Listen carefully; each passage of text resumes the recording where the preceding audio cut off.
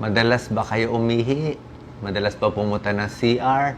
So, normal lang ba to o hindi na normal? Ituturo natin ano yung mga causes, kung kailan normal ang madalas umihi, kailan na may sakit na. Yan. Frequent urination, anong mga dahilan. So, pag madalas kayo umihi, ang itatanong ng doktor ninyo agad ay ano ang kulay ng ihi? Ano ang itsura? Pag light ang color, white lang or light yellow, normal po yan.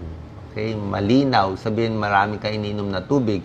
Pag dark yellow na, pag dark yellow orange, ibig sabihin dehydrated ka na. Kung medyo malabo yung ihi, hindi rin maganda malabo ang ihi. Kung malabo ang ihi, pwedeng meron ng mga sakit tulad ng mga UTI. Pero bago tayo pumunta sa UTI, ano muna yung mga frequent urination na madalas umihi na normal naman, walang kaso. Una-una, kung katulad ko, madalas kayo minom ng tubig, siguro mga 12 glasses a day ako, 12 to 13. Talagang madalas ka umihi, okay lang yun. Maganda nga yun, gumagana yung kidneys natin, walang kaso. So, expect mo na yun kasi madarami ka uminom ng tubig Kung mahilig ka sa kape, sa caffeine, di ba?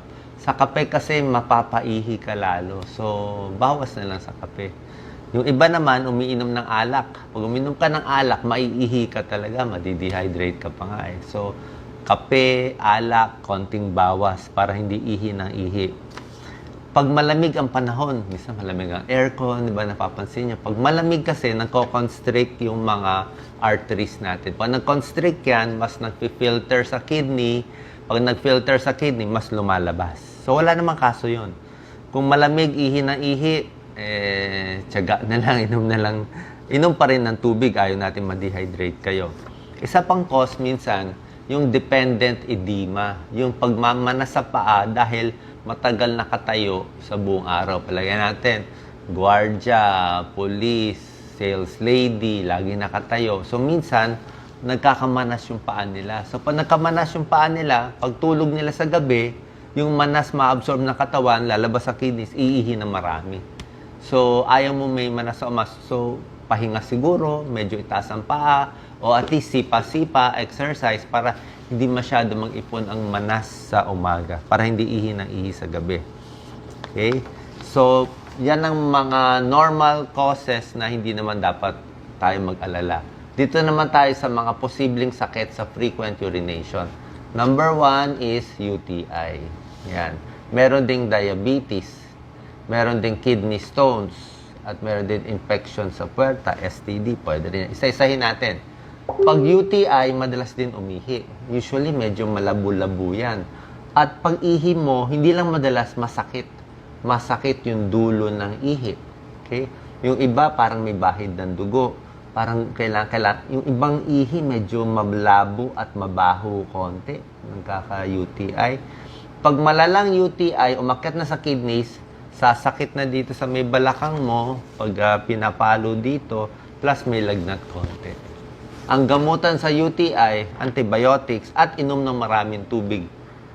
Minsan nga, 2 basong tubig, inumin mo agad para mailabas mo yung mga bacteria. UTI, inom maraming tubig, at antibiotics, papakita sa doktor. Urinalysis, papacheck tayo.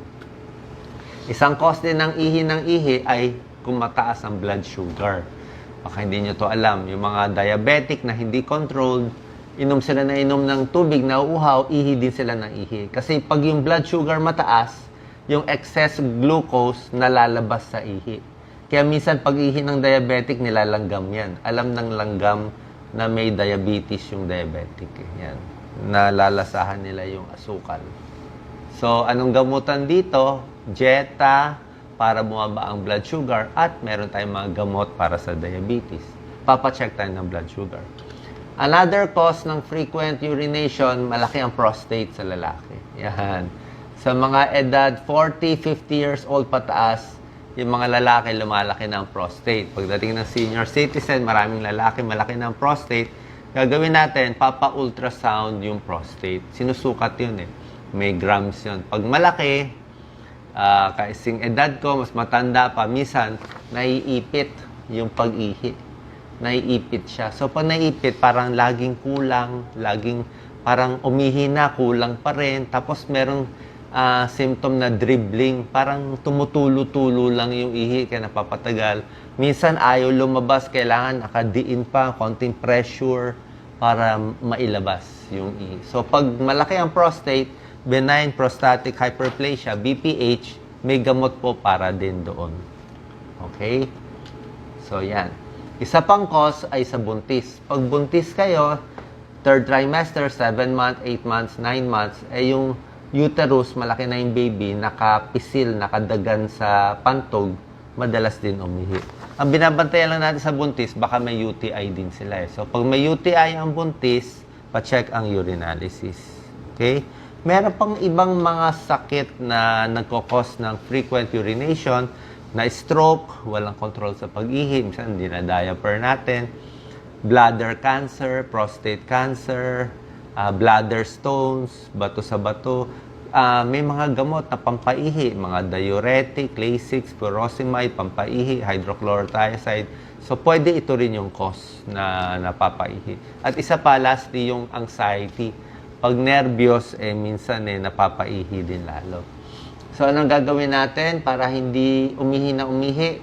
Pag wala naman talagang ibang sakit, tulad na na-mention ko, ito, bawasan na lang inom ng tubig sa gabi. Okay? Or kung iihi kayo, bago matulog, ihi nyo na lahat, tapos gigising lang isang beses para umihi. Okay? Konting bawas. Pero kung okay lang sa inyo, tumayo-tayo, maganda rin tuloy-tuloy. Iwas sa may caffeine, kape, pati alak, healthy weight, wag overweight. Tapos nga, yung legs nga medyo nakataas, para hindi magmanas sa umaga, kasi pag nagmanas sa umaga, hapon, mas iniihi sa gabi. Lastly, meron tayong mga exercises, pakita natin, Doc Lisa, para lumakas yung pelvic floor, yung mga muscles natin, para mas makontrol natin yung pag-ihi. Misa kasi humihina yung muscle, hindi na makontrol, talagang lalabas na yung ihi. So, ganito yung exercise. Maganda po to. So, nakababa yung likod, ito tinaas niya. Likod, baba, taas. Pampalaki rin to ng muscle at tumitigas yung pelvis. 5 to 10 times, pwede ito gawin, Kegels exercise. Sa babae, sa lalaki. Another exercise, pwede ganito. Nakabukaka, bukaka, close, open, close. Pampalakas din ng mga muscles dito sa pelvis na kokontrol yung pag-ihi.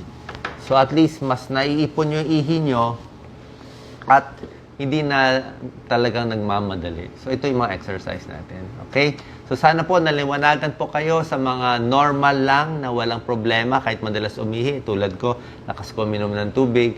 At meron ding mga sakit na dapat nating gamutin at bantayan kung madalas tayo umihi. God bless po.